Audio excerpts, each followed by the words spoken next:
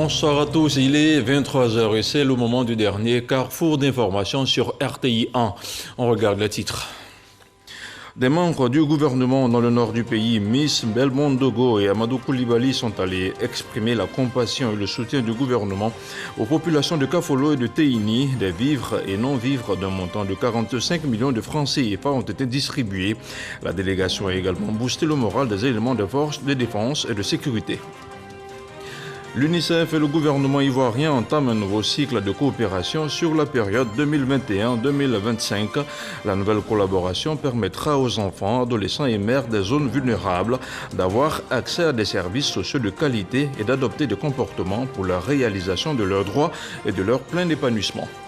Et puis l'offensive de la Côte d'Ivoire contre la Covid-19 se poursuit. Le ministre de la Santé, Pierre Dimba, a réceptionné ce mercredi 100 000 nouvelles doses de vaccins Sinopharm, un don de la Chine à la Côte d'Ivoire pour éradiquer la pandémie de notre territoire.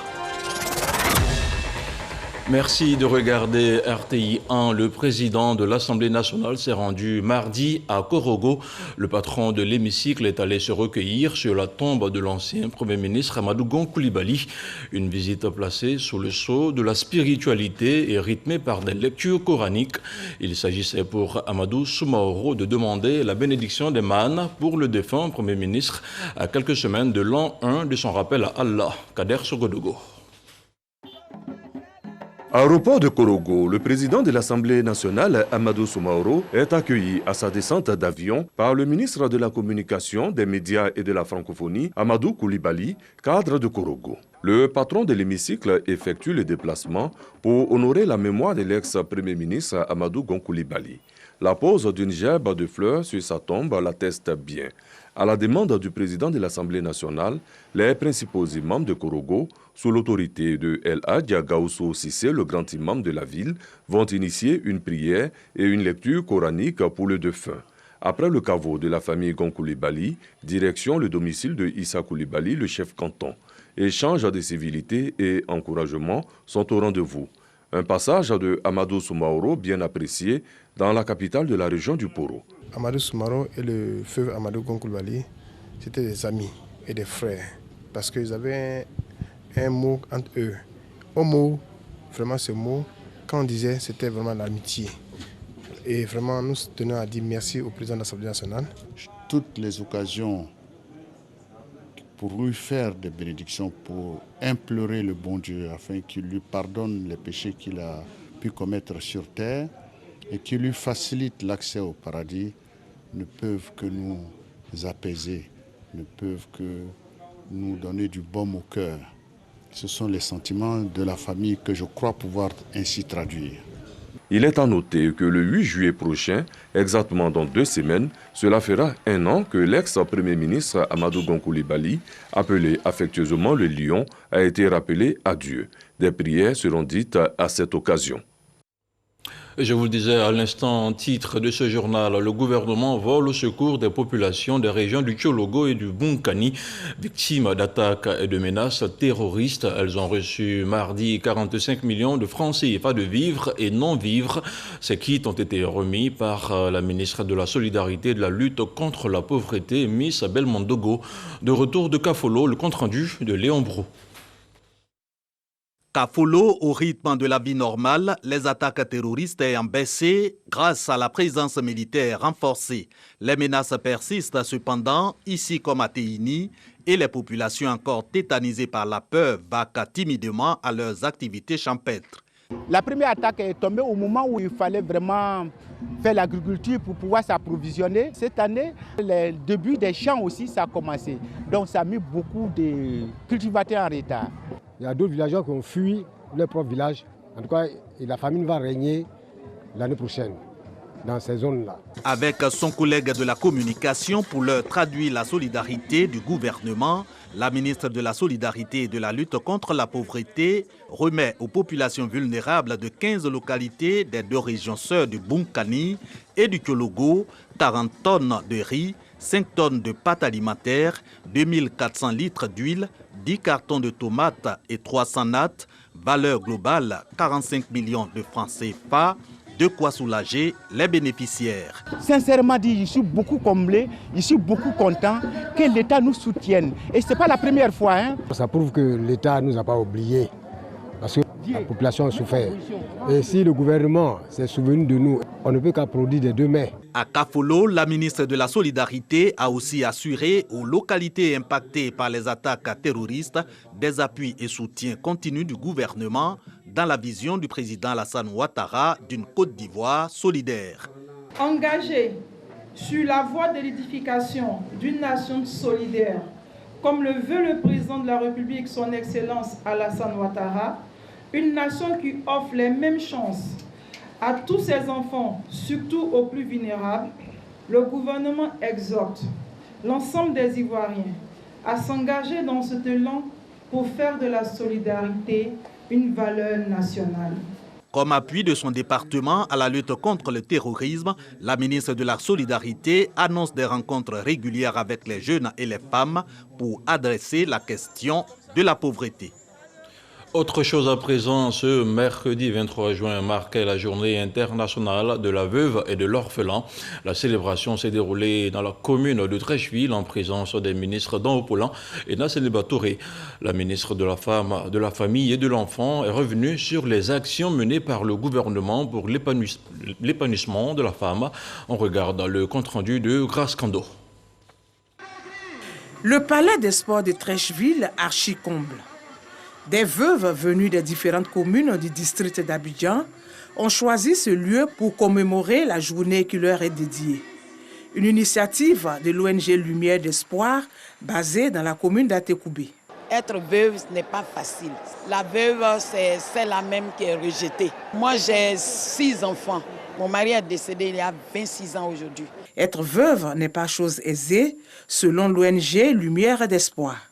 Cependant, à Atekoubé, ces veuves trouvent une oreille attentive auprès du premier magistrat de la commune. Ce monsieur a été de tous nos combats. Il a su nous redonner le sourire, l'espoir à des milliers de veuves et d'orphelins à Atekoubé et partout en Côte d'Ivoire. Le président Alassane Ouattara a décrété que son nouveau mandat 2020 à 2025 sera consacré exclusivement à faire une Côte d'Ivoire solidaire. Et bâtir la Côte d'Ivoire solidaire, c'est faire en sorte que les Ivoiriens aient le bien-être. Et l'essentiel des Ivoiriens aujourd'hui en Côte d'Ivoire, ce sont les veuves et pratiquement nous tous qui sommes orphelins. C'est vous dire que vous êtes au cœur de la vision et de l'engagement du président de la République. Le député maire de la commune, Paulin Danho, a fait don d'un terrain et donné le ton de la collecte de fonds en offrant 5 millions de francs CFA pour la construction de la maison de la veuve à leur demande. Pour la ministre de la Femme, de la Famille et de l'Enfant, la Côte d'Ivoire connaît des avancées en matière d'appui à la femme vulnérable. Au nombre de ces instruments, nous pouvons citer l'emploi jeune pour les jeunes, pour celles qui sont encore jeunes, et le fonds d'appui aux femmes de Côte d'Ivoire, le FAFSI, mis en place par la première dame de Côte d'Ivoire, notre maman Dominique Ouattara, qui à ce jour a profité à plus de 250 000 femmes sur le territoire ivoirien avec un montant total de plus de 20 milliards de francs CFA. Nous avons également au sein de notre département ministériel un fonds, le Fonds Femmes et Développement, pour accompagner les femmes. Pour soutenir ces veuves, des dons en vivres et non vivres leur ont été remis. Cette journée des veuves a été l'occasion pour ces femmes de plaider pour l'institutionnalisation de cette journée des veuves. On se rend maintenant dans la commune de Songon où plus d'1 millier de femmes ont bénéficié de dons et d'équipements. Le député de la commune, Robert Begré-Mambé, leur a offert des pagnes, des broyeuses et des machines à coudre. Un don qui s'inscrit dans le cadre de la politique d'autonomisation des femmes. Logoriti Raskando. Machines à broyer, à coudre, pagnes et casques de coiffure. Des dons du ministre-gouverneur Robert Begré-Mambé, par ailleurs député de la commune de Songon à 1500 femmes de cette localité. valeur des dons 12 millions de francs CFA. Je suis très heureuse d'avoir le pain. Je dis merci à monsieur le gouverneur. Merci pour ce qu'il fait pour son village, pour Songon. Nous sommes prêts pour lui. Merci à papa Beugre Mambé. Que Dieu lui donne longue vie. Que pain qu'il m'a donné là, je n'ai qu'à vieillir ça. Pour Beugre Mambé, ces dons sont l'expression de son encouragement aux femmes de Songon pour leur autonomisation. Nous avons des instruments d'autonomisation. Nous allons passer de village en village pour leur donner ces cadeaux de sorte à ce que ça bénéficie à tous nos mamans, de tous les partis politiques. Outre la volonté de voir les femmes de sa commune mener des activités génératrices de revenus et de se prendre en charge, Robert Beugre Mambé les exhorte à œuvrer pour la réconciliation nationale. Le président Lassane a demandé que la réconciliation soit dans le verbe et dans l'action. Les deux doivent aller ensemble. Donc la réconciliation n'est pas de faire les discours, il faut les actes. Comme vous avez vu ce matin, il y a les femmes du RHDP, les femmes du RPI, les femmes du PDC-RDA, les femmes des autres partis politiques et même les femmes de la société civile. Le donateur n'est pas à sa première action. Il compte poursuivre cet acte de solidarité. Objectif, aider les femmes à sortir de la pauvreté. Hors d'Abidjan, le village de Yebouebo, une localité de Tomodi, a servi de cadre à la célébration de la fête des mères, la mère des tribus Mamla. Raymond Goudou, Kofi et Amédée Kofi Kwaku ont rehaussé la cérémonie de leur présence. Ils ont exhorté les femmes à l'union et l'entente, gage du vivre ensemble de la cohésion sociale. Le reportage de Charles Tato. Yebouebo, nous sommes dans la tribu Mamla, département de Tomodi. La localité a été choisie pour magnifier les groupements des braves femmes rurales issues des 5 villages de la tribu. Raymond Goudou Kofi, ministre-gouverneur du district des Lacs, marraine de la célébration, y a effectué le déplacement en personne, exhortant ses sœurs et mamans à l'union et l'attente, gage du vivre ensemble, mais surtout au travail du vivrier pour l'autosuffisance alimentaire et leur autonomie financière. Elle a mis à profit la célébration pour témoigner sa reconnaissance au chef de l'État. Le président de la République est un homme de développement et j'espère pouvoir remplir la mission qui vient de m'être assignée, n'est-ce pas, conformément à ce que le président de la République attend de tous ses collaborateurs.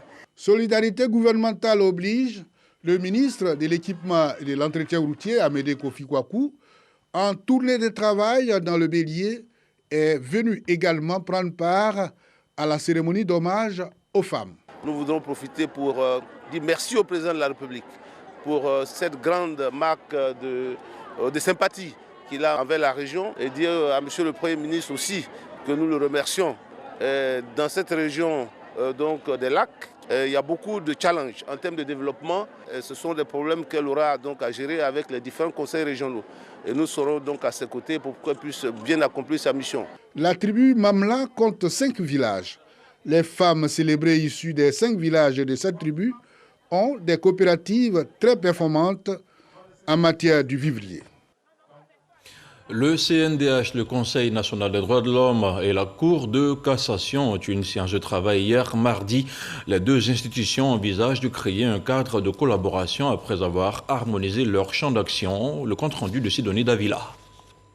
L'une œuvre pour le respect des droits de l'homme, l'autre est un recours juridique qui assure la protection de l'égalité de tous devant la justice.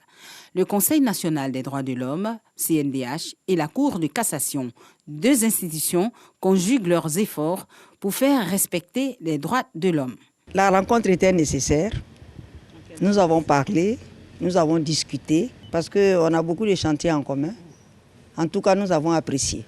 Il y a une forte interaction entre les deux institutions. Et désormais, les deux institutions ont désigné des personnalités qui vont travailler sur des dossiers pour lesquels le Conseil national des droits de l'homme est saisi. Et nous avons même laissé 2 dossiers sur lesquels Madame la Présidente va se prononcer, à l'effet de nous aider à dérouler correctement notre mandat. C'est au cours d'une séance de travail qui aura duré près de 2 heures d'horloge que les membres des deux institutions ont harmonisé leur point de vue des différents dossiers qui seront bientôt sur la table.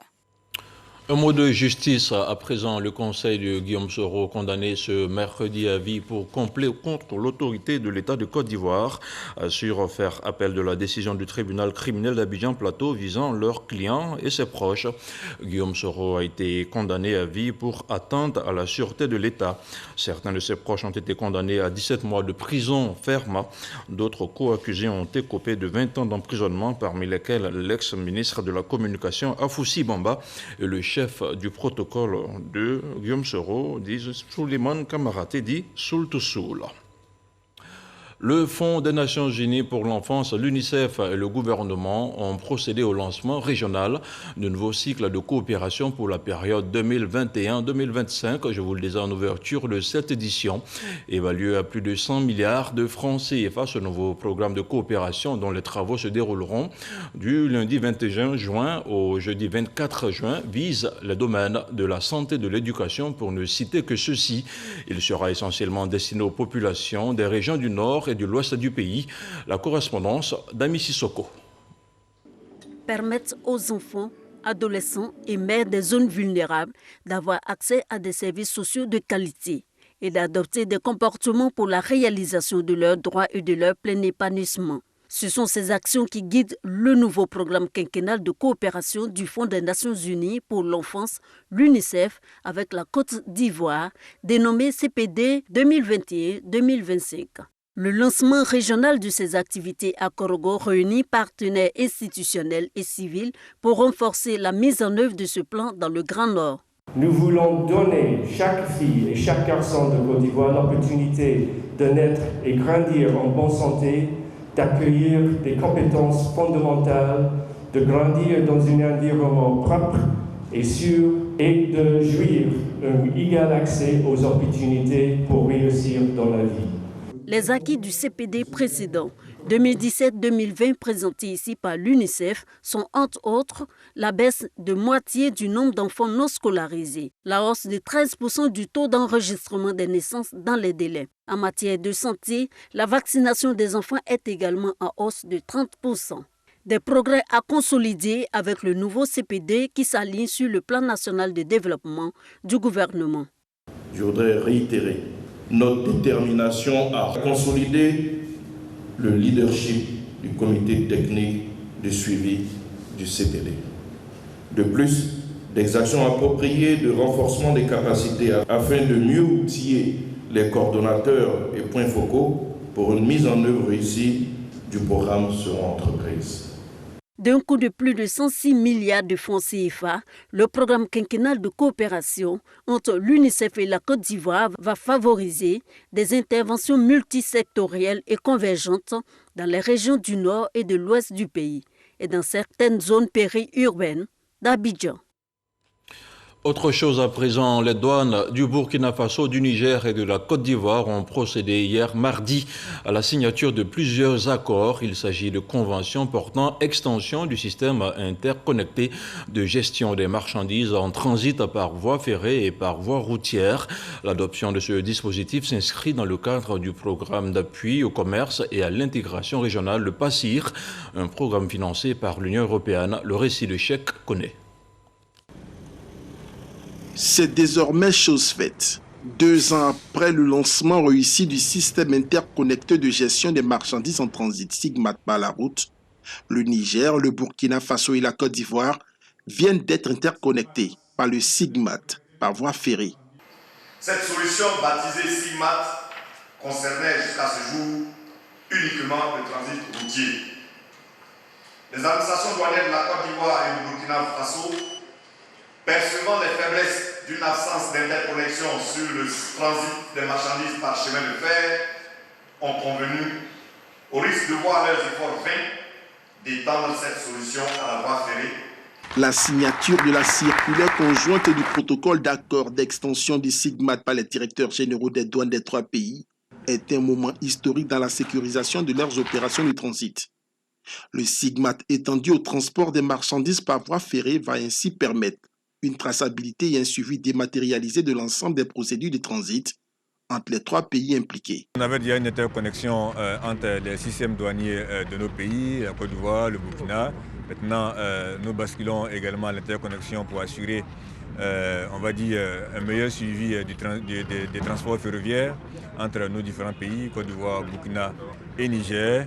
Et donc ça va nous permettre d'assurer la sincérité des informations qui sont produites et assurer un meilleur suivi du transit douanier dans nos pays pour éviter des déversements frauduleux sur nos territoires qui, à la fin de la journée, sont nuisibles à la compétitivité de notre économie.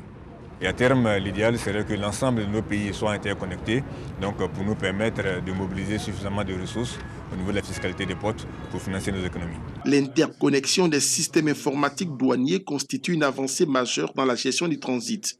Cependant, elle ne saurait résoudre tous les problèmes, ont expliqué les responsables des services douaniers. C'est pourquoi ils réclament un renforcement de la gestion de la garantie et le renforcement de la surveillance par le recours aux nouvelles technologies, y compris en matière de géolocalisation. Comment répondre à la problématique de l'accès au financement des PME exportatrices? La question était au cœur d'une rencontre de concertation entre le secteur financier et les PME à Abidjan. Il s'agit à terme de définir de nouveaux instruments capables de renforcer la compétitivité des PME. Plus de détails avec Lanciné Bakayoko. Selon le Conseil national des exportations, une fois de plus, l'épineuse question du financement fait partie des problématiques qui réduisent la compétitivité des PME sur les marchés locaux, régionaux et internationaux. Parmi les éléments de réponse à la méfiance du système financier vis-à-vis des PME exportatrices, 4 grands points, à savoir les risques de change, les délais d'encaissement, les coûts de la transaction bancaire et la sécurisation des paiements. Avec ce cadre de concertation entre financiers et exportateurs, c'est la stratégie nationale des exportations qui se trouve renforcée. Pour réaliser la vision commune promue par la SNE, l'ensemble des acteurs clés des chaînes de valeur doit mener un effort concerté sur plusieurs fronts pour repositionner les exportations ivoiriennes sur les marchés régionaux et internationaux, de même que maximiser la compétitivité des PME exportatrices et celle du secteur privé. Désormais, les acteurs clés des chaînes de valeur devraient pouvoir comprendre les instruments financiers disponibles dans les banques et opérer des choix dans leurs activités d'exportation, grâce notamment à la proximité des sources d'information et des outils d'accompagnement. Le transfert de ces outils assurera, à n'en point douter, la performance de nos acteurs locaux qui sauront les capitaliser pour renforcer leur appropriation de cette stratégie à grande échelle, parce que ce sont ces acteurs eux-mêmes qui se feront les porte-parole pour confirmer la mobilisation effective des ressources au niveau de toutes les parties prenantes. Avec le démarrage de la zone de libre-échange continentale africaine intervenue le 1er janvier 2021, les PME exportatrices représentent une véritable niche de croissance pour le secteur bancaire ivoirien. Le changement climatique et la croissance verte, c'est le thème de l'édition 2021 des assemblées annuelles de la BAD, la Banque africaine de développement, une édition qui s'est ouverte en mode virtuel ce mercredi à Accra, au Ghana. Le président de la Banque panafricaine, Akinwumi Adesina, a profité de la tribune pour exhorter les dirigeants régionaux à se concentrer sur la production et l'accès aux vaccins pour le continent africain. Le récit de Cheikh Aboubakar Koné. Pour la seconde fois consécutive, les assemblées annuelles de la Banque africaine de développement se déroulent par visioconférence, après Abidjan et cette fois à Accra. Cette forme virtuelle n'a rien enlevé à la pertinence des sujets abordés au cours de cette session d'ouverture. Le président de la Banque africaine de développement, Dr Akinwumi Adesina, a rappelé les effets néfastes de la pandémie à coronavirus sur les économies africaines, bien que résilientes. Aujourd'hui, ces économies repartent de plus belle, sauf que la reprise est conditionnée par l'accès aux vaccins et la résolution de la dette africaine. L'Afrique produit moins d'1% de ces vaccins. L'Afrique ne devrait pas avoir à quémander pour des vaccins. L'Afrique devrait produire ces vaccins. Un sursaut d'orgueil, dirait-on. Quoi qu'il en soit, la Banque panafricaine veut sortir l'Afrique de sa position d'éternel assisté, en mettant la main à la poche pour décaisser plus de 1650 milliards de francs CFA en faveur du développement de l'industrie pharmaceutique. Le défi est énorme en ce sens que l'Afrique importe 80% de ses médicaments. Une dépendance sanitaire très forte qui démontre aujourd'hui ses limites. Autre point abordé, la question de la dette des pays africains.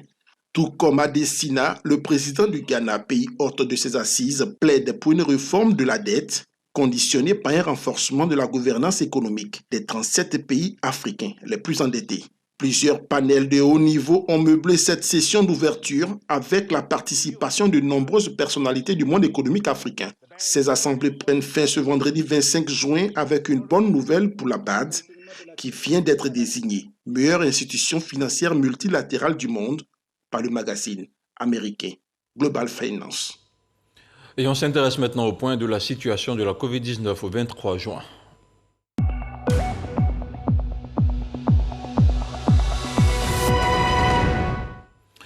Le ministère de la Santé, de l'Hygiène publique et de la couverture maladie universelle a enregistré ce mercredi 24 nouveaux cas de Covid-19 sur 2025 échantillons prélevés, soit 1,2% de cas positifs, 43 guéris et 0 décès. À la date du 23 juin 2021, la Côte d'Ivoire compte donc 48 082 cas confirmés, dont 47 554 personnes guéries, 309 décès, 219 cas actifs. Le nombre total d'échantillons est de 694 178. Le 22 juin, 1637 doses de vaccins contre la Covid-19 ont été administrées, soit un total de 737 314 doses administrées. Le ministre de la Santé rappelle que la vaccination contre la Covid-19 est gratuite et volontaire. La Côte d'Ivoire, justement, vient de bénéficier de 100 000 doses de vaccins Sinopharm. Ce don de la République populaire de Chine a été réceptionné par le ministre de la Santé, Pierre Demba. Pierre Demba, justement, qui était à l'aéroport pour réceptionner ce don. Il était accompagné de l'ambassadeur de Chine en Côte d'Ivoire. Les résultats définitifs pour les législatives partielles sont connus. Je vous propose d'écouter le communiqué de la CEI, la Commission électorale indépendante. Il est lu par Franck Quadio. La Commission électorale indépendante CEI a proclamé solennellement le 13 juin 2021 les résultats provisoires des élections partielles des députés dans les circonscriptions électorales 11, Gbelo, Gwekan, Kona, Waninou, Sabodougou et Santa, 25, Mankono, 85 Atoutou et Jacquesville, 148 Dabouyou et Gueyo, 174 Dogbo et Grand-Béribi, 203 Séguéla commune et sous-préfecture.